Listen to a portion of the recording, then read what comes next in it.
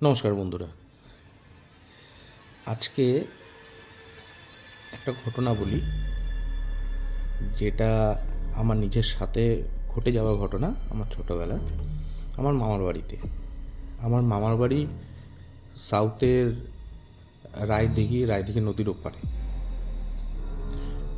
তো আমার মামার বাড়িতে বেশি কেউ তখন ছিল না। আমার ঠাকুরদা মারা গেছিলো অনেক আগে, আমিও দেখিনি চোখে। তা সেইখানে শুধু থাকতো আমার দিদা আর আমার মামা। তো সেই দিন সন্ধ্যাবেলা আমার মামা বাড়িতে ছিল না। তো হ্যাঁ, আগে আমার মামার বাড়ির একটু পজিশনগুলো বলে নিই, বাড়িটা কীরকম। আমার মামার বাড়ি হচ্ছে এল শেপের। তো পূর্ব দিক আর দক্ষিণ দিকে এল শেপ। তো মাঝখানটা হচ্ছে উঠান। উত্তর দিকে আমাদের একটা ছোট পুকুর আছে, আর পশ্চিম দিকে পুকুরের কর্নারে একটা তেঁতুল গাছ। তেঁতুল গাছের সাইডে আমার মামা খড়ের গাদি তৈরি করে রাখতো। যেহেতু এটা অনেক আগেকার ঘটনা, 1996-1998-এর ওই সময়কার। তো তখন ওইখানে কারেন্টও যায়নি, আর ঘর বাড়ির ডিস্টেন্সও ছিল প্রচুর, প্রায় 200-250-300 মিটার দূরে এক একটা করে ঘর।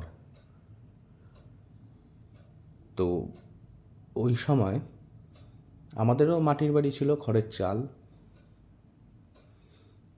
আমার মামা সেই সময় ঘরে ছিল না সন্ধ্যাবেলা সেই দিনকে। তো আমরা ঘুরতে যাই, আমি আর আমার মা মামার বাড়িতে। আর সেই উঠানে ওই পুকুরের দিকে মুখ করা আমাদের একটা জোড়া উনুন ছিল ওই সময়। ওই জোড়া উনুনে বাইরে তখন আমার মা রান্না করছে। আমার এখনও মনে আছে, একদিকে ভাত আর একদিকে ডাল বসিয়েছে, আর উনুনের ভেতরে ওই খড়ের ভুসি আর কাঠ দিয়ে তখন রান্না হচ্ছে।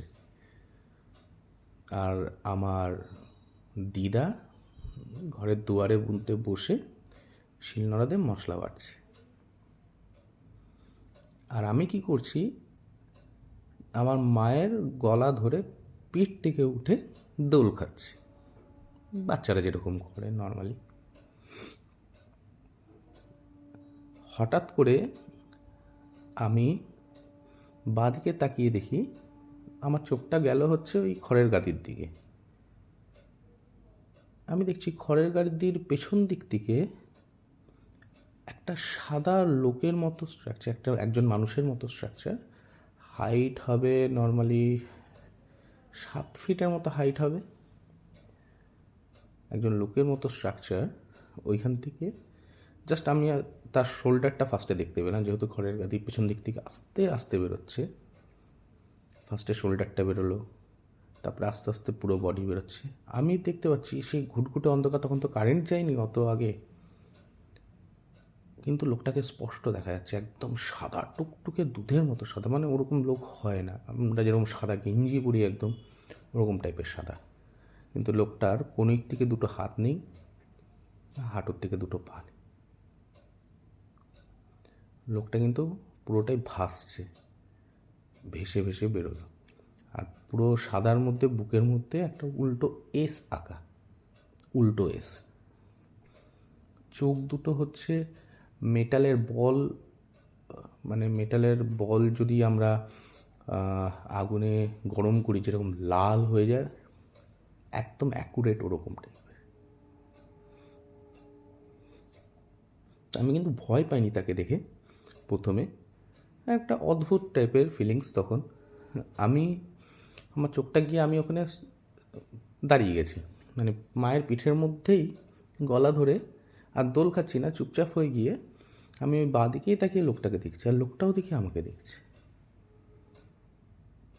এবারে আস্তে আস্তে ওই লোকটা বেরিয়ে যখন খড়ের গাদির সামনেটা এলো, এসে ওখানে দাঁড়িয়ে গেছে, ওই ভাসতে ভাসতে এসে দাঁড়িয়ে গেছে। আমিও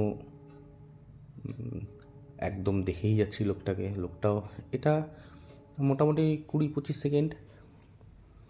আমি আমার মাকে বলছি, মা দেখো তো ওটা কে ওইখানে অন্ধকারে দাঁড়িয়ে আছে। আমার মা বলছে না কেউ নেই ওখানে, দেখছে না কিন্তু আমার মা কিন্তু ওইদিকে তাকায়নি, না দেখে বলছে না ওইদিকে তো কেউ নেই। আমি বলি ওই তো দাঁড়িয়ে আছে লোকটা, দেখো না কে। মা বলছে না ওইদিকে কেউ নেই, তুই খেয়াল।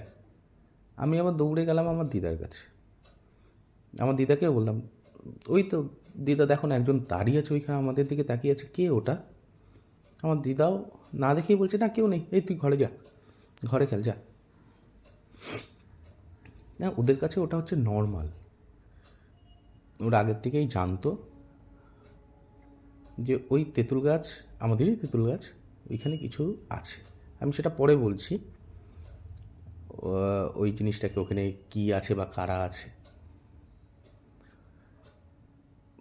তো আমি চলে গেলাম ঘর থেকে আবার বেরোলাম, বেরিয়ে দেখে ওখানে দাঁড়িয়ে আছে। তাও 1 মিনিটও হয়নি, মানে ঢুকে আবার জাস্ট বেরিয়েছি বাড়িতে, ওখানে দাঁড়িয়ে আছে।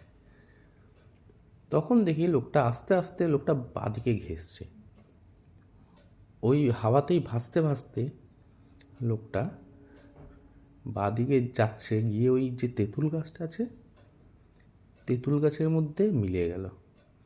টোটালটা 1.5-2 মিনিটের মধ্যে এই পুরো ঘটনাটা ঘটলো। আমিও সেরকম কিছু না, হ্যাঁ তখন যেরকম নর্মাল, হ্যাঁ ঘটনাটা এখানেই শেষ।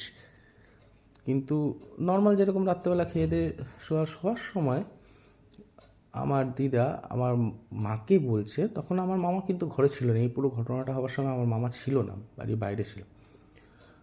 তো রাত্রেবেলা শোয়ার সময় আমার দিদা আমার মাকে বলছে, আমি শুনছি যে ওই গাছে আমাদের যারা পূর্বপুরুষ